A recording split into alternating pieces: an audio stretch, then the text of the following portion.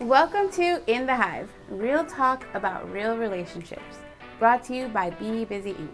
I'm your host, Jubilee. Let's dive into the honey.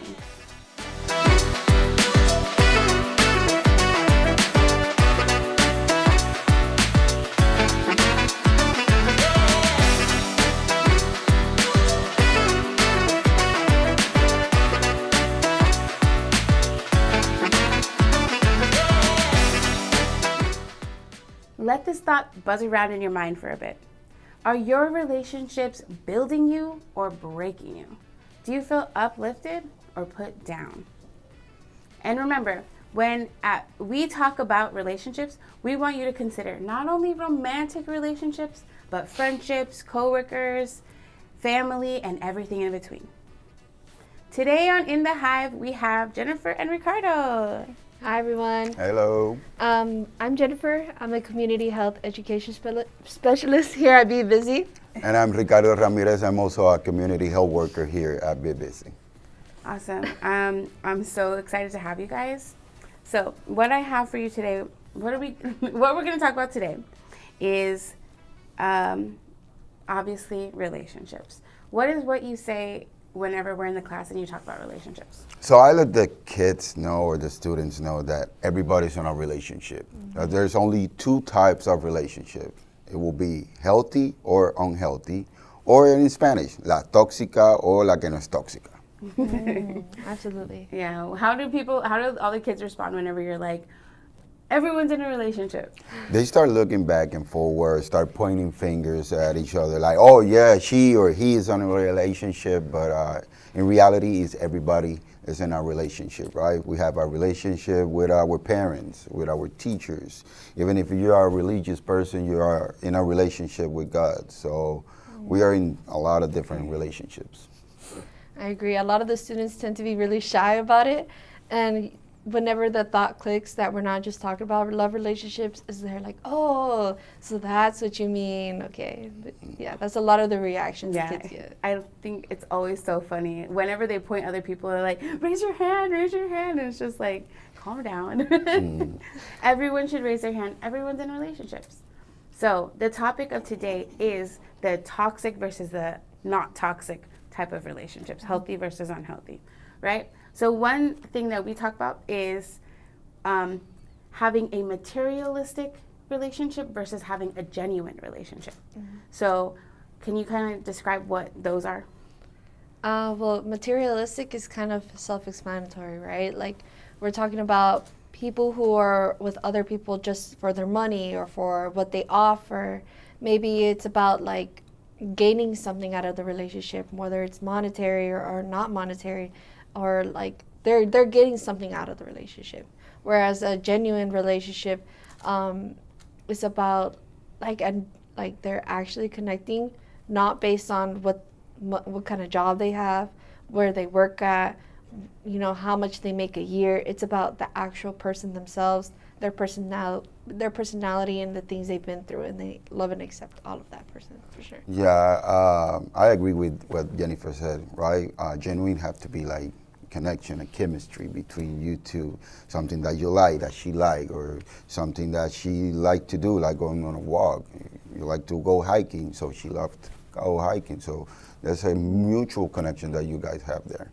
Okay, so which one is the toxic? Which one is the not toxic?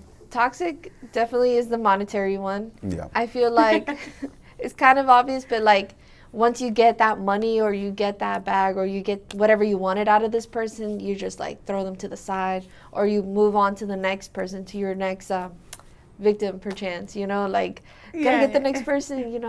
Gotta keep it rolling. Let me add something. When you have found that chemistry between you guys, like spend a lot of time with that other person, also can become a toxic relationship, right? So? You need to have that, boundaries. You need to build that space between you, right? So no, I'm just kidding. No, I know that's one thing that I'm constantly reminded of by the lessons that we teach, is that like, actually a girl said one time, she was like, it's reasonable to be like, I do want to spend all my time with my partner, but I do have to respect their boundaries and make sure I have time for myself and time for my friends. And I'm like, well, she taught me. And she was like in 9th grade, I think. I'm like, right. That's true. That's true.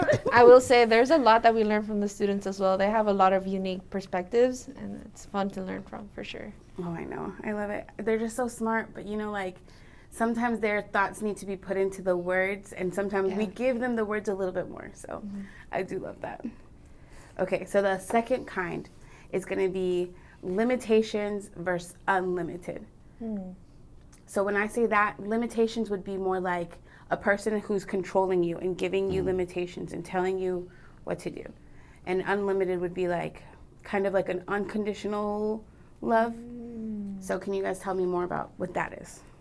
I think limitation will be really something that you have to be aware, like can become a red flag, right? They put your limitation like don't talk to this person, or I don't want you close to this person, right? Or the way you wear your clothes, right? What can you wear? What can you not wear? How much makeup you wear? So those limitations can be a really red flag when you start knowing somebody. Yeah, I agree. I definitely think, like you said, like someone who's limiting who you are as a person is not a genuine connection, I would say.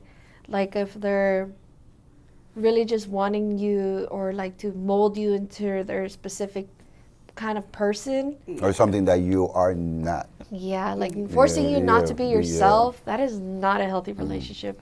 Whereas like an unlimited or unconditional relationship, they love you regardless of what kind of person you are. Like they like that you're different, or they like that you don't fit into this mold that people want, or something like that, for sure. Yep. Okay, so for between those, which ones do you think is like healthy, unhealthy? I think the healthy one will be unlimited. Okay. That would be the healthy one for me.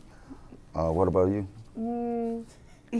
Well, I would have to agree. You like to be or put some limitations on your relationship? I will say there are moments where like limitations are required though, because sometimes you know, when it comes to like friendships, right? Or this person is friends with this person, but they make me kind of uncomfortable, and I don't really want you around this person. Sometimes limitations are required. Well, I agree on that. I put limitation on my wife Prime account. On her private. Yeah. Exactly. He knows what I mean. Real. But no, I was thinking that too. Like I was thinking like there's a space where unconditional love or unlimited does cross over to toxic, because like that's also just like I don't want you to love me despite, and like what if I accidentally like punch someone in the face and you're like, no, it's fine, it was an accident. That is and then true. it goes worse, and then I'm like, I accidentally like stole $100, you know, and you're like, no, I love you no matter what. You know what? And it's just like, hello. That reminds me of that TLC series, the 600-Pound Life. Oh, you know yeah, what I yeah, mean? You know, there's always someone who's supporting their actions, buying the food for them. Maybe it is unconditional or unlimited, but there should be a limitation. Like, even if you care for your partner a lot, like, you got to care about, you know, their health and putting a limit on stuff. So I could definitely see both of them being limited and unlimited. Could be kind of toxic depending on what It's it just is. have a balance. Yes. It's There have you a balance. go. You know? Okay. Yeah. Yeah. Because it's like if you're like saying you can't talk to anybody ever. Yeah. No. But if you're saying like, hey, you probably shouldn't be talking to that person because they're always getting arrested. Yeah. But maybe that's a good limit to have. Yeah. Okay. The other one is going to be manipulative versus supportive. Manipulative? You mean like someone who's... Yeah, which way? Like, do you mean like someone who's like, I want you to go here, or I want you to work here, or I want you to look like this? Is that kind of what you mean? Yeah, like, you know how whenever we're talking about the healthy, unhealthy relationships, there's that one that is like,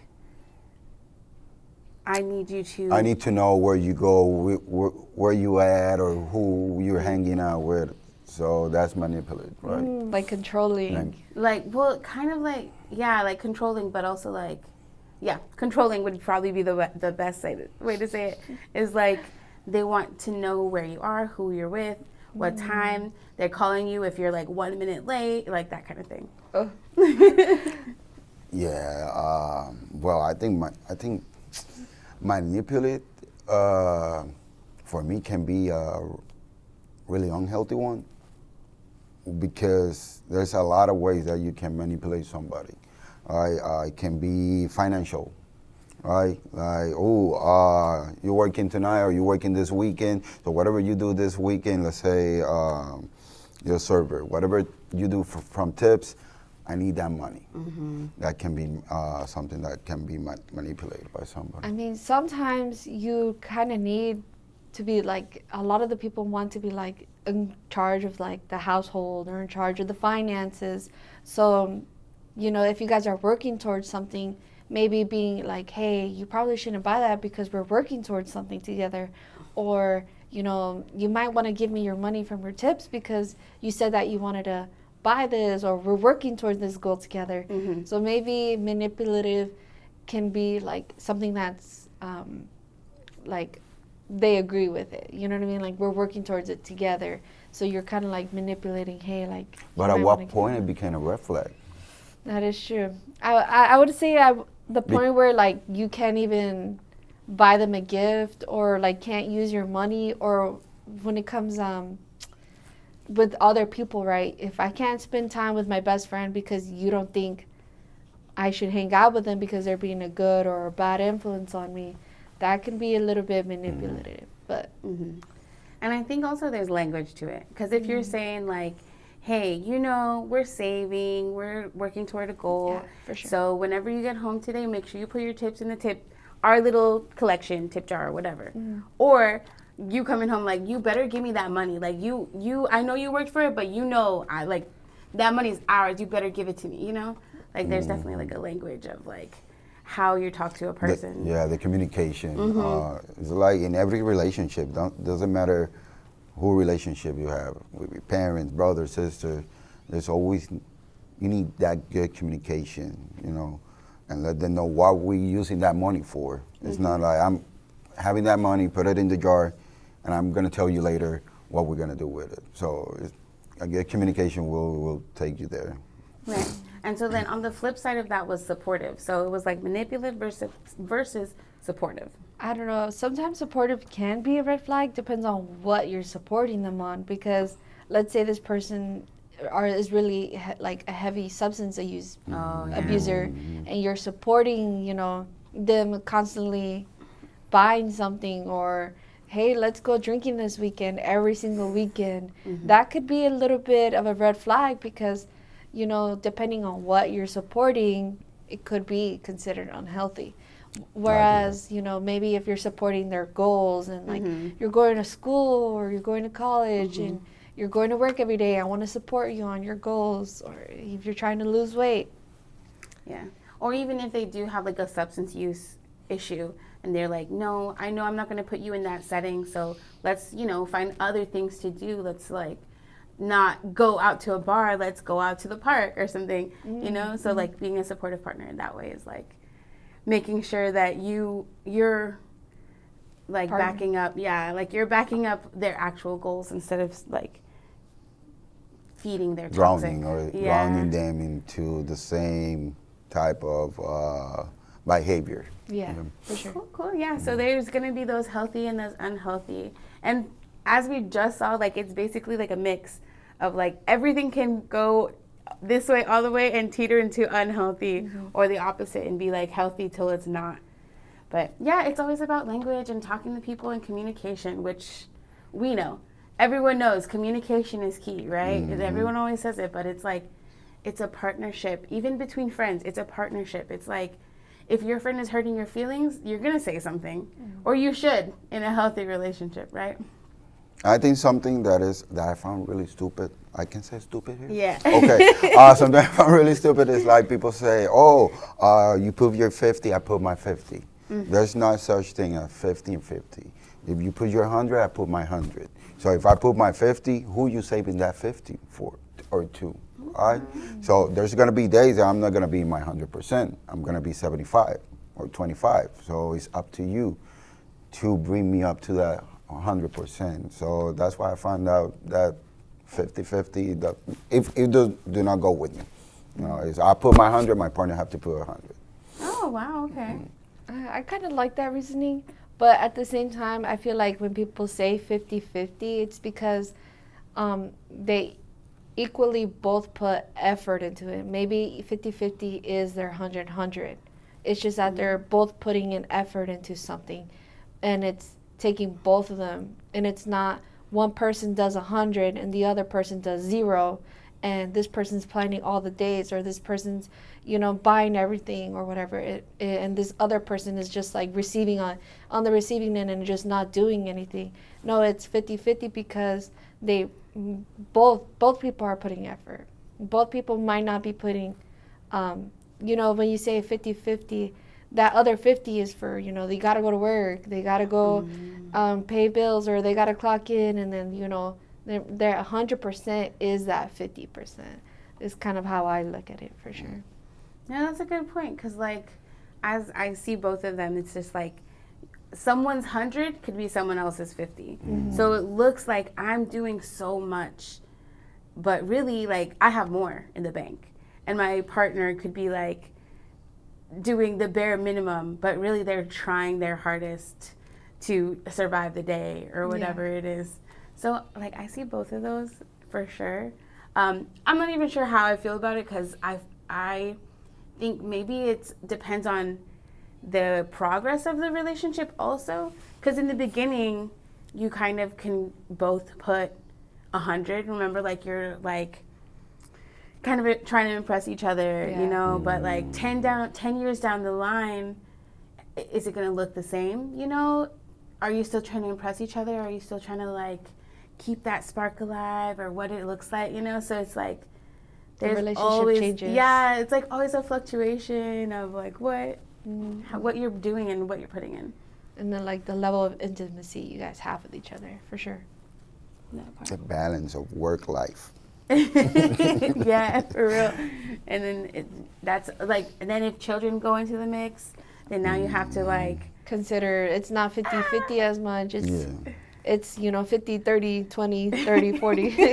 Your energy kind of goes everywhere. Yeah. But I mean, does that mean, like, every relationship that you are putting, like, part of yourself into it? Maybe that's why, like, friendships sometimes, like, you see them less, because it's just like, I'm giving 100 to here, so I'll see you, like, in 2 months when I can find some time talk to you again, and I have energy and time and whatever. Well, I got friends that I don't talk to them, like, for 3-4 months, right? But when we see each other, or we just have a really 5-minute phone call, it's like we tell everything. It's like our relationship is still top 100%. But we understand, right? We understand, like, you're busy. I have a family. I know you're single, right? But I respect that. That I'm married. I have my kid. I have my family. You respect that. But every time that we talk, we found that 5-minute, 10-minute we talk. We tell each other what we're going through. So we find that balance, and that's something good. I definitely say, like, there's certain friendships that require more energy, or like relationships that require more energy, and then there's others that fuel you, fuel that energy. You can talk to this person and maybe, like, rant and just constantly talk, and then you feel de-stressed, and you're like, I know I can come to you to talk to about anything. Whereas, another relationship requires a little bit more energy. Like, you're constantly, trying to impress them, or constantly trying to, look good, or constantly trying to say the right thing, which can be kind of draining. I would say it kind of depends as well. Cool. Yeah, I feel like, as we know, relationships just require, like, those two people in the relationship to keep open communication, keep that, like, vocalization of words. Yeah. It's always so important. Okay, so I have, like, a little fun segment for you guys. Okay, so I'm gonna ask you about, like, fun date ideas. Okay, so we're gonna go, like, from, like, bottom tier to top tier, right? So what is a fun date idea that you could have that would be pretty cheap, like no money spent? I would say my favorite free date is just hanging out at each other's houses. Like, you can come over, we can just scroll on TikTok together if you want to, or watch a movie or a video, and just hang out at home and like cook at home. My cheap one, it will be spending a weekend without my kids. Without? Without my kids, yeah, me and my wife. Taking a break. We're gonna fall asleep like in the first 2 hours. Just take a nap together. Yeah, we're just gonna take a nap together. We fall asleep. That will be our cheap type of day for us. Okay, so next tier would be, let's say we're spending $10 to $20. I would definitely say like for 10 to 20, that's kind of hard actually. I would say at most like maybe making a nice like dinner or something. Like, you already have ingredients at home, and then you buy like a little bit extra ingredients. If you like want to make a pizza together with a little bottle of wine or something. Cute. Yeah. We just go get some raspas, some nachos, some corn in the cup. And we just eat right there. Oh, that's food. Okay, say we're gonna spend like $20 to $50. 20 to What would you 50. do? I would just say like more of an arcade maybe at that point.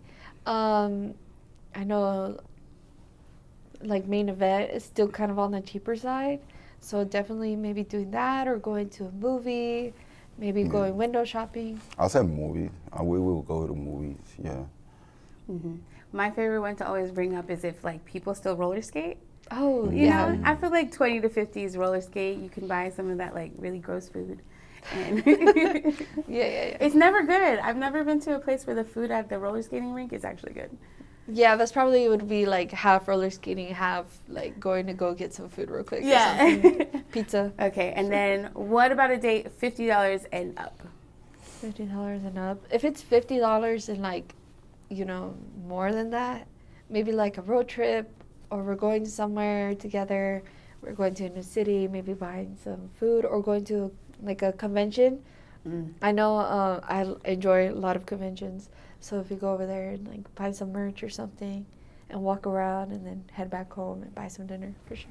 Yeah, in that one, we always do like, we love gambling.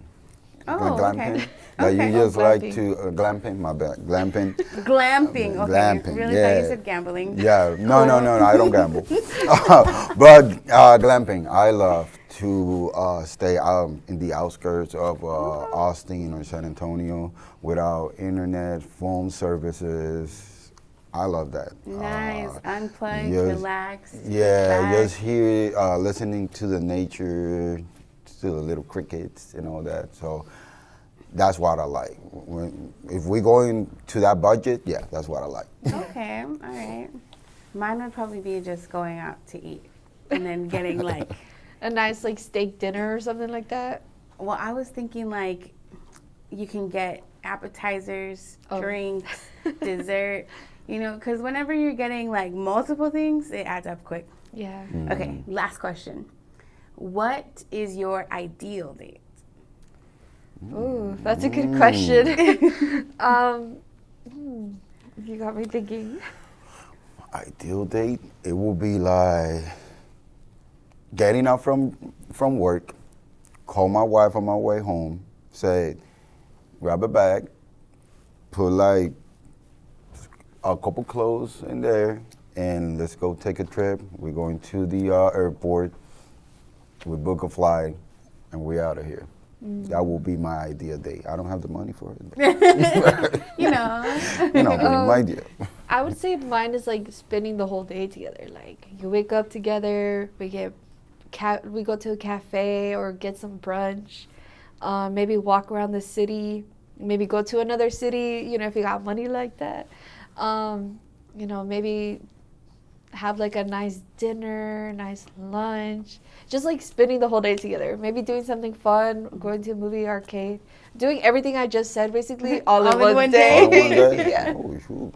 Yeah. All right. Thank you guys so much. Thank you for being here. Thank you for sharing your opinions and your thoughts. Thank you for having us. Thank you for having us. Okay, so today we unpack something real, knowing the difference between a relationship that helps you grow and one that quietly tears you down. Healthy love should feel safe and supportive and honest, not confusing, controlling, or draining. If it costs you your peace, your voice, or your sense of self, it's time to check if it's really love or just a lesson. Thank you for tuning in with me today. Keep asking the hard questions, keep protecting your heart, and don't settle for anything less than respect. Remember, follow us on Instagram, Facebook, and X at BeBusyHive. And as always, be educated and always check in with the Hive.